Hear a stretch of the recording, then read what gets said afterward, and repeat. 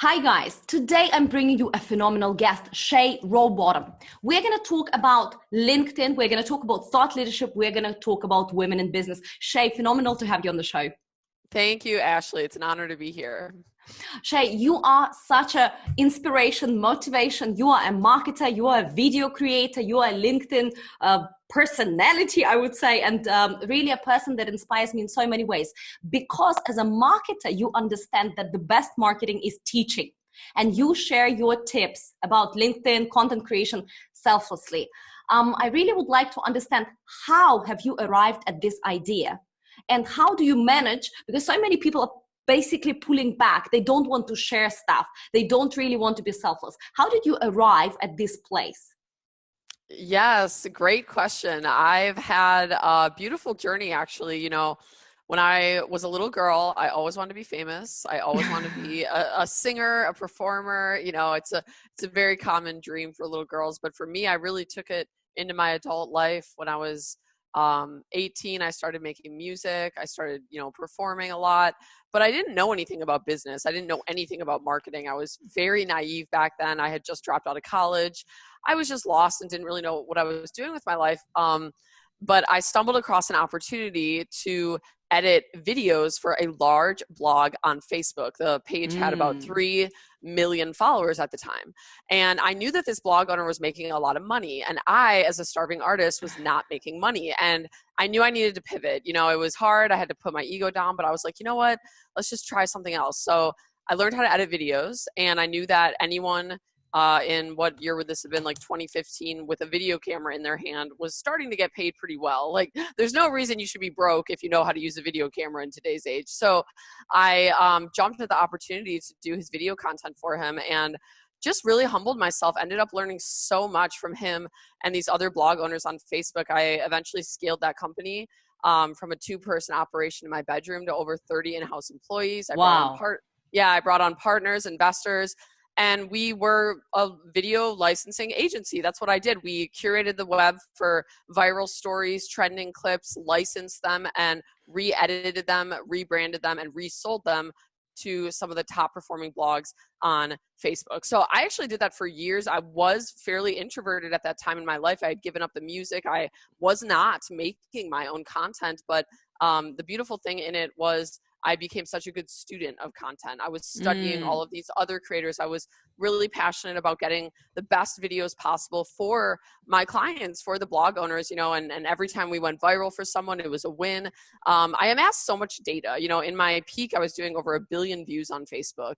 So if you're on Facebook and you're listening to this, there's a good chance that you've liked, commented, and shared with one of the videos that I did during those years. But that eventually led me to LinkedIn. I got on LinkedIn in an attempt to get leads for that Facebook agency. We had expanded. We were doing more general advertising, B2C, selling consumer goods, doing media buying campaigns at that point.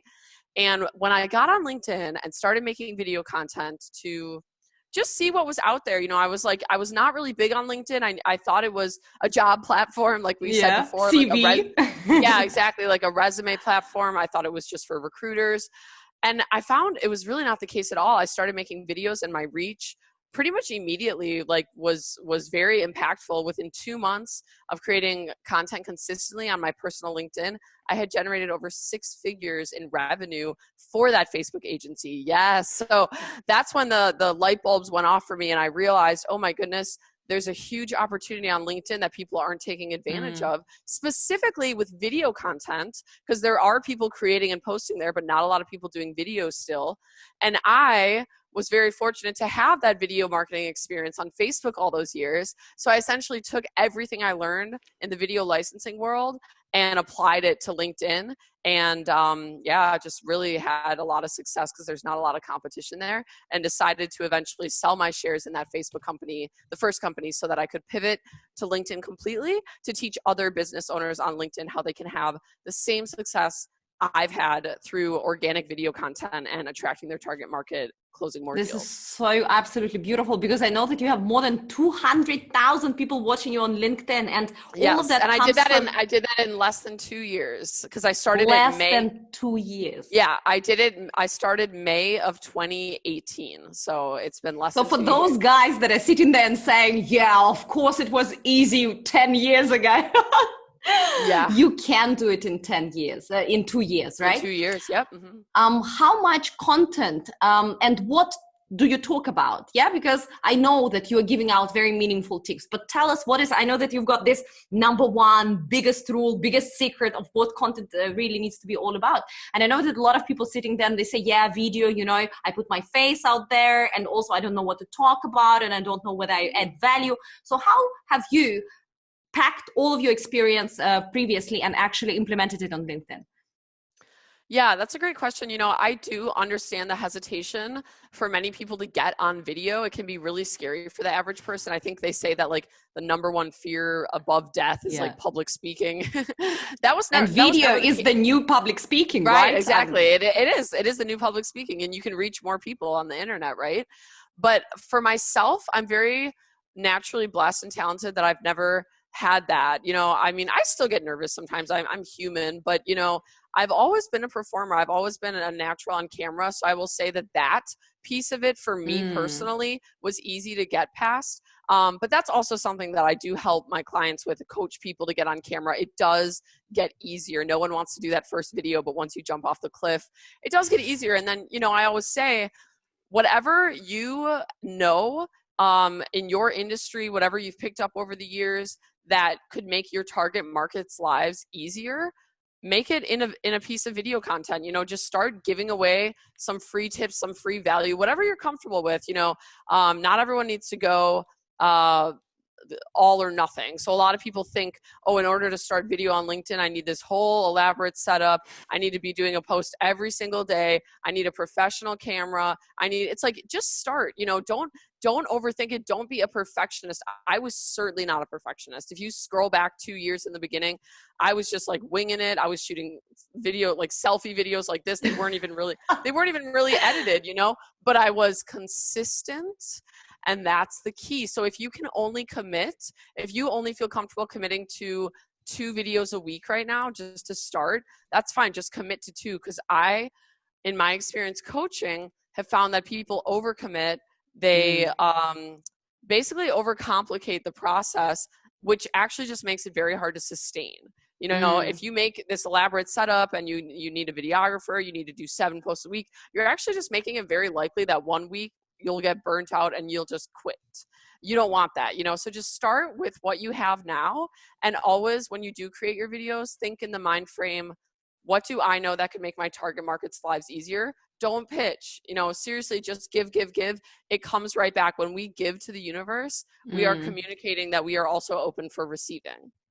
Absolutely. Whatever you put out, bad or good, it always comes back. And Yes. I love how you said it. It's about commitment, because essentially people want to do business, and LinkedIn is a business platform with those that they know, like, and trust. How are they going to trust you? You need to be consistent. How are they going to like you? Well, because you put your face out there. Nobody wants to follow. I also hear on LinkedIn a lot, oh, you know, I have a company page. Nobody wants to follow a company page. People follow other people, right? And how are they going to know you? Again, digital media provides those opportunities so you can reach people from across the globe. That's beautiful. You are very professional on LinkedIn, and your videos are awesome. You're giving out so many tips. I would like to ask you, what are your best tips for LinkedIn for 2 groups of people? One group of people are complete beginners. They basically never posted more than, 10 posts in their lifetime on LinkedIn, right? And others are professionals, kind of, you know, they are on LinkedIn, let's say daily. They are either resharing or they are posting something. So basically, for those that are on LinkedIn regularly and for complete beginners, what would be your top tips? Yeah, that's a great question. You know, for beginners, I would definitely say hire a coach. You know, hire a LinkedIn coach. I'm one of them. There are a dime a dozen out there. But to try to navigate a new platform yourself that you really have no understanding of, you're just going to waste time. You're just going to have to do trial and error yourself. Whereas you could spend money to hire a coach to teach you about the basics of LinkedIn, so you at least have a launching pad and you can save yourself the time of having to figure it out yourself. You know, that's even what I did in the beginning. I wasn't savvy on LinkedIn. I was like, how does this platform work? How do I even post? Like I was a Facebook girl, so I was not living on LinkedIn. So I would definitely say, find a buddy, you know, or hire a mentor, somebody that can at least navigate you through the platform so you don't waste time figuring it out yourself, trial and error. For those who are a little more savvy, who get the platform, but perhaps don't have a content strategy, aren't getting leads, aren't growing, look for a more advanced program. You know, I sell a 6-week LinkedIn video bootcamp, which is really ideal for this demographic right here. All of my clients are basically people on LinkedIn who know LinkedIn, have been using it, maybe even some of them for years because of their job, but they don't know content. You know, they don't like know social media and news feed marketing like I do in the training I've had all those years. So a great place to start is just looking at other people who've done it. You know, follow my page, follow other creators who are having success on LinkedIn. And, you know, if you don't have a budget to invest in these programs to learn more hands-on and, again, accelerate your growth and save yourself time, just follow them. You know, just study them for free. Follow as many successful creators on LinkedIn that you can think of, and just reverse engineer what they're doing. You know, what are they doing and how can I apply it to my brand? If they could mimic some of the things that you are doing, what would be those things? Well, definitely giving away free tips, like I mentioned before, but also just being yourself. You know, there's a huge lack of authenticity in the world that I do believe humanity is waking up to now.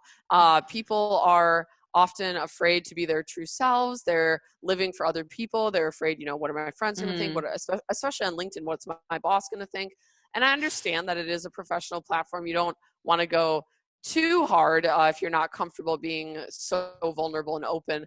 But I do think people underestimate the power of just being themselves, Ashley. Just sharing, you know, what's on your mind, what is honestly on your mind. We have created such a filter throughout the years of between the thought that pops into our head before it actually becomes vocal and out there. It like goes through so many filters. Like, what does society think? What does my mom think? What is it? You know, it's like we have all of these filters. It's like, just cut the fluff. I really attribute a lot of my success and a lot of my growth to being very open and very raw. And I think it is a hidden gem on LinkedIn in the professional world, where also a lot of professionals are starving for that, because at work, we've all been taught, you know, to not show weakness. You know, weakness is a sign that, you know, you're going to turn off the prospect, this and that. It's really not the case at all. It drew more people my way. So yes, you know, provide value. Ask yourself, what would be valuable to this platform? What would be just valuable to my target market so that I can be a giver? But at the end of the day, don't filter it. You know, really try to be your true self. Share your story even. Storytelling works well on LinkedIn. People underestimate it because it is a professional platform, but just like any platform, humans connect with humans on social media. So the real, raw, and authentic stuff also will do wonders in propelling you forward. And I absolutely love it how you're talking about just letting yourself kind of go and be who you truly are. I know a girl on LinkedIn who is also an influencer, and she is based in Dubai. She wears a unicorn costume when she talks about professional topic. Natalia, exactly, a friend of mine. Yes. She's been on my boot camp weekly coaching call. She's very good at it. I mean, she wears a unicorn costume, and some people, I mean, you don't need to swear, but some people have slang and they are comfortable with it, right? You have quite the Natalia vibe. Now that you mentioned her, you remind me of her a little bit. Yes, because we're both Eastern European, and maybe this is the hair, but I mean, it's quite funny, right? I mean, I'm, for instance, very positive person, so I talk about China and I talk about, you know, digital marketing and new retail and technology. And then I'm always smiling. I'm also always very happy. And some people say like, yeah, Ashley, why are you always so happy? Just that's who I am. So when I was, and I also speak very fast. When I just started doing my videos, people were telling me, you know what? It's too fast. A lot of people here in Asia probably can't catch what you're saying. And I was trying to speak slower. But then it didn't work. Wasn't authentically me. So I absolutely and I actually believe that the faster the better. I mean, I understand if there's a language barrier, you might have to make exceptions during certain times, but everyone on social media is competing for each other's attention. So when you talk slow and you say, hey, LinkedIn, this is my video today, and you start like you lost me. Yeah, exactly. You turn people off the newsfeed. You need to be go, go, go. And that's why you see in a lot of my videos, I cut the pauses out to increase the pacing, because any pause on a video on social media is an opportunity for the viewer to click away. So every now and then, for dramatic effect or whatnot, pauses are necessary, but talking fast is absolutely a strength. I'd say that's a good sign. If you talk fast, you fit more words in. Yeah, so don't edit yourself, but do edit your videos to make sure that all of that information is compressed. That's beautiful. Talking about entrepreneurs in general, one of the biggest, I would say, things that prevents people from putting themselves out there is the fact that they're very insecure. And of course, we're all looking for that social validation, and how not to be caught up as you are becoming more popular on social media platforms, how not to get caught up in that spin of always trying to please your audience. Yeah, it's a great question. I do think it's a very common programming that a lot of us need to rewire from childhood. Just remember that you're gonna die. I mean, like I literally say it all the time. Yeah, I mean, like when you think about it though, like we really live like we're gonna live forever. That's how people live. People live like they're gonna live forever, like their reputation is gonna be endless. So they need to like set themselves up for perfection for the end of time. It's like, make a fool of yourself, embarrass yourself, say what you really want to say, do what you really want to do. Your time on this earth is so limited, and we forget that. It's like it's almost backwards, right? We almost live like our time is unlimited, like, well, I'm going to be here forever, so I need this perfect pristine image because I'm here till the end of the time. That's not true. You're going to be dead within the 100 years, and every single person whose judgment you are fearing right now will also be dead in 100 years. So once you put the perspective on that, like, does it really matter that much? And this is an exercise I've had to walk myself through many times with my following, with my haters and the comment section not always being agreeable for me. It used to bother me a lot more, but I started practicing this exercise that I just walked through, which is like, look, what do you really care about, Shay? Do you care about leaving this planet a more evolved place and telling the truth? The truth is what drives us forward. The truth is what creates impact and change in humanity for the better.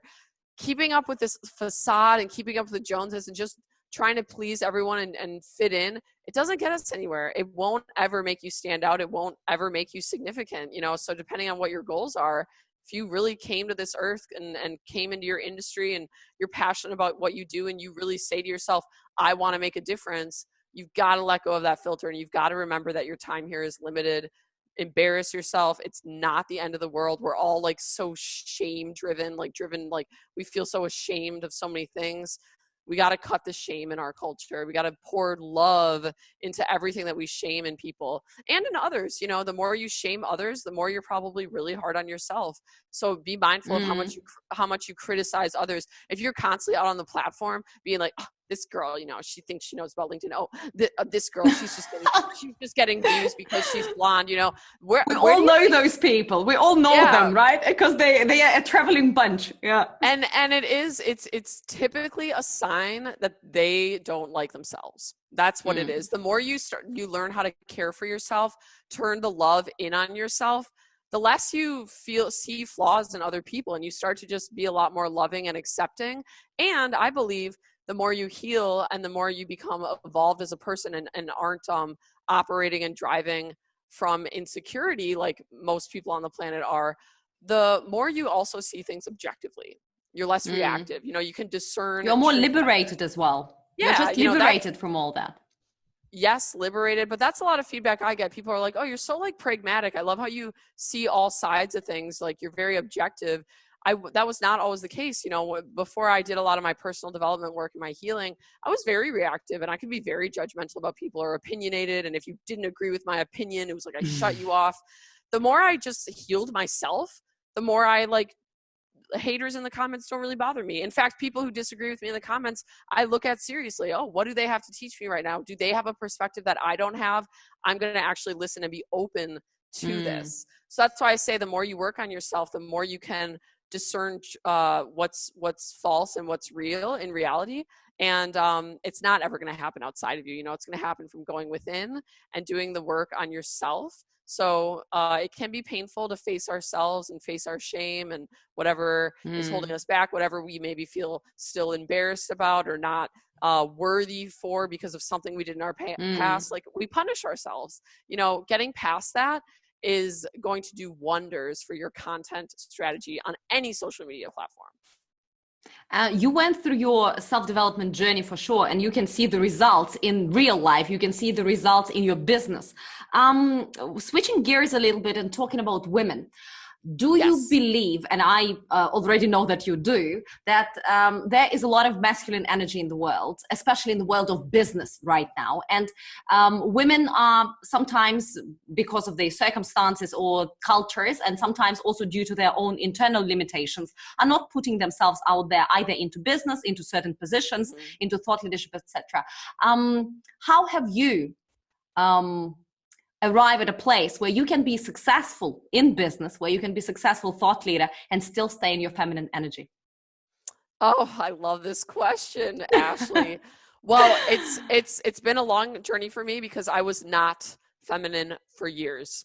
I was very wounded feminine. I grew up with a dad who was very abusive. You know, he hated women. He brought that revenge energy into his own family because he was abused by his parents and he did not have a great mom, you know. So what people don't realize, what's happening with the men in society in the United States and in many cultures across the world, is they're emasculated by their mothers from a very young age. A lot of boys are smothered, taught not to be men, you know, kind of almost shamed for having masculine qualities. Masculine qualities are good. You know, I understand toxic masculinity and the whole, oh, boys don't cry. That's not cool. But there is an element of truth in like these stereotypical male qualities, being strong, being a leader, being in charge. Like, that's actually doing things. Yes, like that's actually healthy for a man to feel confident and safe possessing those things. But so many families in society, they just don't know how to raise children. The mothers kind of shame that, and then it creates this energy, and this is all subconscious, but it creates this energy in the boy where he starts to hate women and he starts to resent women for shutting down his masculinity. And it's twofold. Then the guys grow up to be not in their healthy masculine. A lot of times these men come off way more feminine, and then the women, one feeds the other, and then the women feel like they have to compensate by becoming hyper masculine. Yeah, because the man is not being a man. You know, now their boyfriend's being weak, for lack of a better word, and the woman feels like she has to take on the masculine role. She's got to take charge, do everything. Now she's not happy because she can't just be a woman, you know. So I went down that path because of where I came from, and I want to be very specific about that because people need to understand. You know, people love to blame, like, oh, I dated a narcissist, I had my ex-husband's awful. It comes from your parents. You know, it literally comes from your parents. If you have not addressed the way that your parents raised you and how unhealthy their marriage was, you're just going to keep attracting partners to replay your childhood wounds until you figure it out. So that's what I did, because my own father growing up hated women. I mean, my mother was very feminine. He always put her down. I saw that as a little girl. I saw that. So I decided to become hyper masculine at a very young age. I mean, I was a tomboy. Anything feminine about me, I was very rejecting of myself, and I didn't learn until later years how unhealthy that was. And I attracted a partner, once again, in my adult life. He was very wounded masculine. He was a lot like my dad. Anything that I did that was feminine really triggered him. So he only really approved of me when I was in my masculine. So I just became a workaholic. I just worked. You know, I even for years like stopped putting on makeup. I stopped taking care of like doing like the feminine things, you know, which we all love. Let's be real. So I would say that finally hitting rock bottom and realizing like I am unhappy. I didn't know that it had to do with me not being in my feminine, but I knew that I was unhappy. And I ended up, that relationship ended up ending because I started to set a lot more boundaries. And now in my business, I've realized that the most value I can provide is being on camera and being creative. That is actually a very feminine thing. Being creative and teaching even, you know, these are feminine traits. So it's been a great spiritual journey for me to get past that limiting belief of, no, I got to work on spreadsheets and I got to run the financials and I got to do sales and a lot of those things can be very masculine. I can do those things. Don't get me wrong. I'm grateful for the experience I had all those years being in my unhealthy masculine, but I'm very much returning to my woman self now. I'm very much in my creative space, making content, having friends, just being more easy with myself about, you know, if I want to take a day off, I can take a day off. I don't always need to be doing like we like to push it in Western culture, especially, and definitely where you're from. Let women be women. And if you're a woman and you're listening to this and this resonates, you know, just do whatever you can to make yourself feel happy. Yeah. I think a lot of women deny in themselves what actually makes them happy. And they say, you know, oh no, I love work. Oh no, I love this. But deep down, they're maybe doing it to please a man, or because they feel like being in their feminine gets rejected by society. It does, and it can, but the only way we're going to shift it is to start rejecting the rejection. We have to start saying, no, you know, we are women and we are feminine and you're going to value us the same. Otherwise, we're just going to keep having this unhealthy duality where women become hyper masculine and men are kind of wounded in the same, and we don't get along. So I would definitely say to any woman listening, just consider how much you shut down your own femininity to fit in with men and do what really makes you happy. I absolutely love it. And here, it's also important to understand that everybody has their own journey. From me, I went through a similar journey with a very different starting point. I had a phenomenal father, and he was very strong masculine. And what I wanted to do, I wanted to be like my daddy. So I would be masculine, not because, you know, he would. So everybody arrives, and I love it how you just summarized it in one sentence. You said you need to look into your childhood to actually see how your perception of this world, how your little story was formed, because essentially our environment shaped us. We were born with nothing. And all these beliefs, all these scenarios in our life, they somehow happened around us, and they were shaped by those people, and essentially starting with your parents. And in business, it's so true. In business, especially here in Asia, I mean, in the US, I'm sure as well, we have a lot of masculine energy, and we believe in order to be successful. Or sometimes you enter an industry. For example, my industry, when I just entered it, it was like, honestly, all agency owners were men. All. And it is a creative industry, but all of them were men. And then being a girl, at first they would like say, oh, look, chick runs a company. And I was like, what? Yeah, it was very unusual. And then everybody also in Asia, you know, you probably know, we've got this book, ancient book called, you know, the Art of War. So here they approach business as war. You know, we're like gonna win somebody, we're gonna tear them apart. And really for women, that's what I also want to mention. For women, business doesn't need to be war.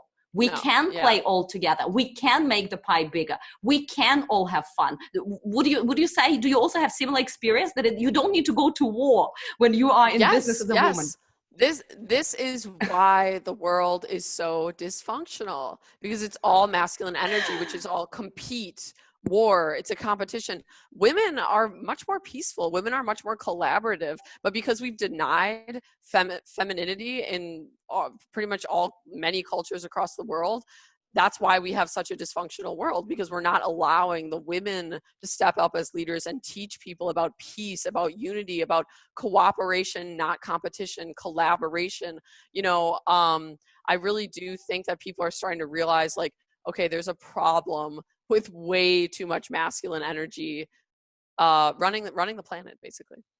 And this is definitely a century of women. We see a lot of women rising, and we see beautiful political leaders, thought leaders that are coming up and really changing that perspective. That's beautiful. I know that we're running out of time, and I have the last question for you. Right now, at these difficult times of COVID-19, obviously it's a global crisis. A lot of people are shaken, demotivated, really stressed.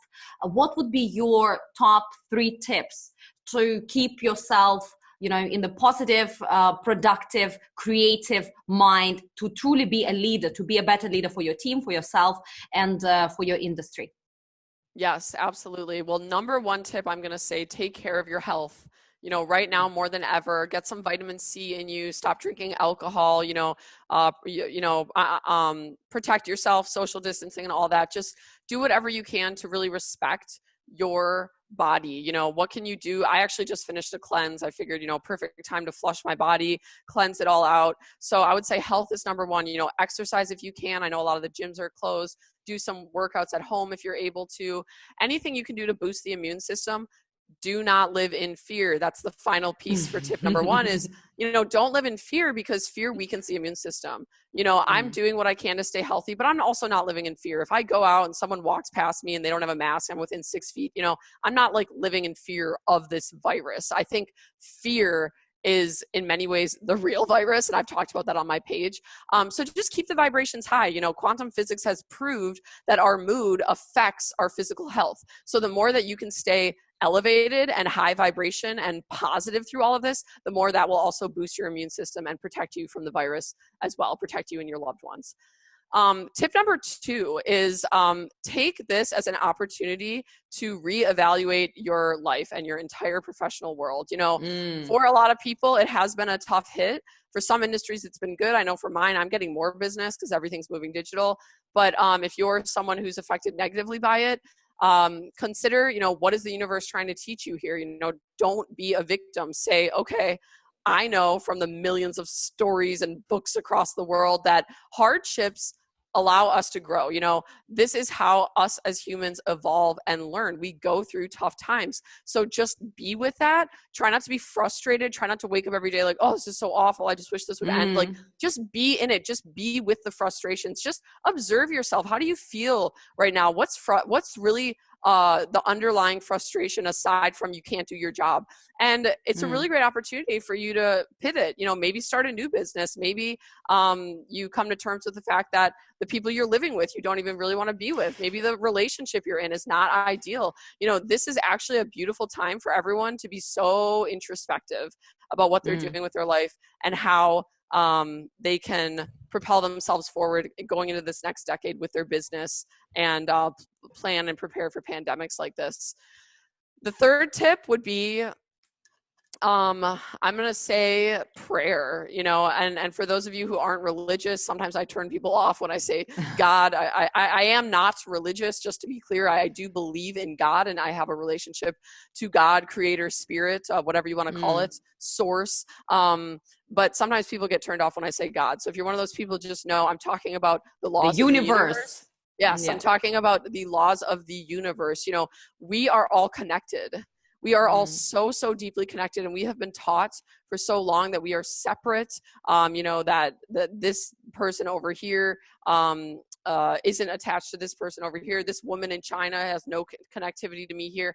We are all connected. You know, there is an entire energy map going on between all of us that we actually can't see. It's not to the untrained human eye. Like you can't really see, but it's there.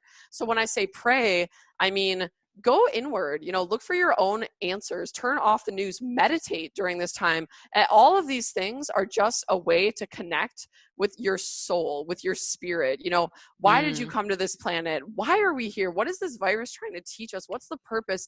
And prayer works. You know, again, for those of you who are turned off by the word prayer, call it manifestation, call it, you know, putting your intention out to the universe. It's all the same thing. Every single thing that I have manifested in my life, it started with me praying and asking God.